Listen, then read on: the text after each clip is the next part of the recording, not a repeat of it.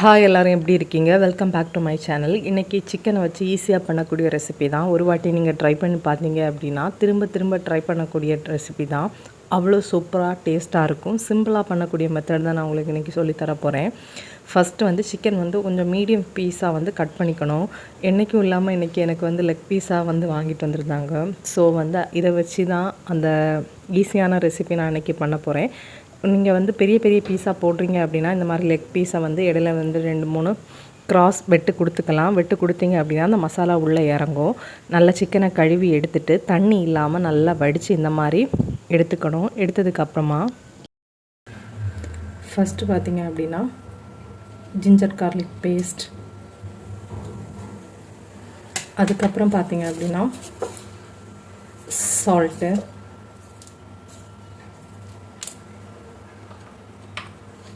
வத்தல் பொடி,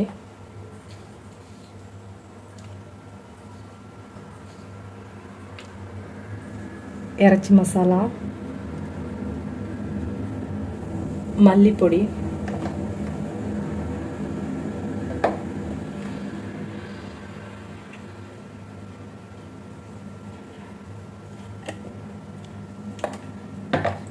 மஞ்சள் பொடி, இதெல்லாம் போட்டு நல்லா மிக்ஸ் பண்ணிக்கலாம்.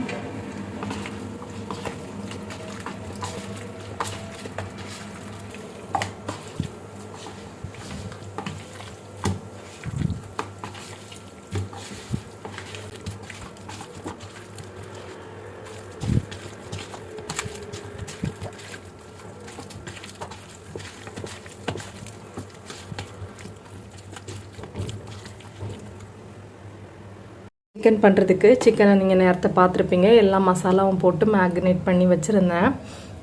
ஸோ அதை அப்பப்போ எடுத்து நான் விரவி விட்டுட்டேன். ஒரு 2 hours போல் மேக்னேட் ஆகிட்டு அப்புறம் ஒரு 1.5 தக்காளி, அப்புறம் ஒரு குட்டி வெங்காயத்தில் 2 வெங்காயம் கட் பண்ணி வச்சுருக்கேன். சமைக்க ஸ்டார்ட் பண்ணிடலாம்.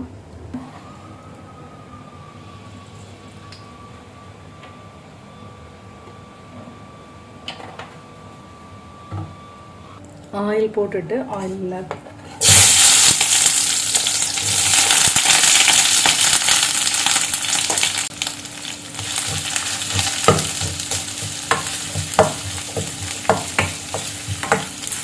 பார்த்தீங்கன்னா ஒரு சின்ன துண்டு பட்டை, கிராம்பு, ஒரு பே லீஃப், அப்புறம் கொஞ்சம் பெருஞ்சீரகம் போட்டுக்கலாம். ஆனியன் வதங்குறதுக்கு கொஞ்சமாக சால்ட்டு சேர்த்துக்கலாம். எக்ஸ்ட்ரா சால்ட் எதுவுமே சேர்க்காதீங்க, லைட்டாக சேர்த்தா போதும். ஏன்னா நம்ம சிக்கனை விரைவி வைக்கும்போதே சிக்கனுக்கு தேவையான, அதாவது இந்த கிரேவிக்கு தேவையான உப்பாக இருக்கட்டும், காரமாக இருக்கட்டும், ஜிஞ்சர் கார்லிக் பேஸ்ட்டாக இருக்கும், எல்லாமே அதில் சேர்த்துட்டோம். ஸோ இதில் எதுவுமே சேர்க்க வேண்டாம். தக்காளி வெங்காயமே அதிகம் வதக்க வேண்டாம். ஏன்னா சிக்கனை சேர்த்து அப்பப்போ மீடியம் ஃப்ளேமில் வச்சு வதக்கி விடும்போது எல்லாமே நல்லா குக் ஆயிரும். இந்த மாதிரி ஒரு 20 to 30 minutes குக் பண்ணாலே போதும், நமக்கு சிக்கன் கிரேவி ரெடி ஆயிரும். ஆனியன் ரொம்ப குக் ஆகணும்னு அவசியம் இல்லை. நம்ம அதுக்கிடையில் இந்த ஒரு 1.5 தக்காளி சேர்த்துக்கலாம். இதுவும் சேர்த்து ஒரு 2 minutes வதக்கிக்கலாம். எல்லாம் ரொம்ப வதக்கணும் அப்படின்னு இல்லை, ஒரு கொஞ்சம் மீடியமாக நல்லா வதங்கினாலே போதும். ஏன்னா நம்ம சிக்கனை வேக வைக்கும்போது இதுவும் சேர்ந்து நல்ல ஒரு வெந்துடும். அதனால தான் ஓரளவுக்கு மீடியமாக வதங்கினதுக்கப்புறமா சிக்கனை சேர்த்துக்கலாம்.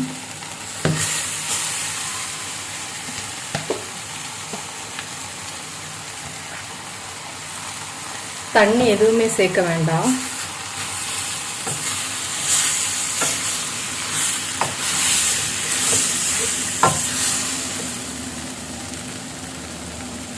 இதிலே கொஞ்சம் தண்ணி பிரிஞ்சு வரும். இல்லை அப்படின்னு பார்த்தீங்கன்னா தண்ணி சேர்க்காமலே நமக்கு நல்ல ஒரு ரோஸ்ட் மாதிரி எடுக்கணும். அதுக்காகத்தான். இப்போ இல்லை உப்பு, காரம் எல்லாமே சிக்கனில் சேர்த்துட்டோம். அதனால் இதில் எதுவுமே சேர்க்க வேண்டாம். இங்கே உள்ள கேஸ் ஸ்டவ் எனக்கு ரொம்ப தீ வர்றதுனால எந்த பாத்திரம் வச்சாலுமே கொஞ்சம் கஷ்டம் நான் சமைக்கிறதுக்கு. ஏன்னா சீக்கிரமாக அடி பிடிச்சிரும். ஸோ கம்மியாக தீ வச்சு கொஞ்சம் கவனமாக தான் குக் பண்ண வேண்டியது இருக்குது. மூடி போட்டு வேக வைக்கிறத அவாய்ட் பண்ணிக்கலாம். மூடி போட்டு வேக வச்சோம் அப்படின்னா நிறைய தண்ணி பிரிஞ்சு வந்துடும். அப்பப்போ இந்த மாதிரி எடுத்து நல்லா புரட்டி விட்டுட்டோம் அப்படின்னா நமக்கு எல்லா சைடும் குக் ஆகி கிடைக்கும். வேணும்னா ஆயில் கொஞ்சம் ஊற்றி வேக வைங்க. ஆயிலில் வந்தால் நல்லா டேஸ்ட்டாக இருக்கும். பார்த்திங்கன்னா இப்போ சைடில் எல்லாம் தண்ணி பிரிஞ்சு வர ஆரம்பிச்சிருக்கு. அதை பற்றி ஒன்றும் இல்லை. மூடி போட்டிங்க அப்படின்னா இன்னும் தண்ணி பிரிஞ்சு வர ஆரம்பிக்கும். ஸோ மூடி போட்டதை அவாய்ட் பண்ணிக்கலாம். தண்ணி பிரிஞ்சு வரல அப்படின்னா கொஞ்சம் நல்லா மூடி போட்டு வேக வைக்கலாம். தண்ணி பிரிஞ்சு வரனால நான் மூடி போட்டு வேக வைக்கலை. அதனால தான் ஃபஸ்ட்டு வந்து சிக்கன் வந்து கழுவி க்ளீன் பண்ணி மசாலா வர்றதுக்கு முன்னாடியே நல்லா வந்து தண்ணி இல்லாமல் எடுத்துக்கணும். அப்படி எடுத்தோம் அப்படின்னா இந்த மாதிரி ப்ராப்ளம் வராது. பட் பரவாயில்ல, நம்ம அட்ஜஸ்ட் பண்ணிக்கலாம். பார்த்திங்கன்னா நல்லாவே தண்ணி பிரிஞ்சு வர ஆரம்பிச்சிட்டு, பட் கவலையில் நம்ம நல்லா வந்து மிக்ஸ் பண்ணி விட்டுக்கலாம். மிக்ஸ் பண்ணி விட்றதுலாம் எல்லா சிக்கனுமே வேகும்.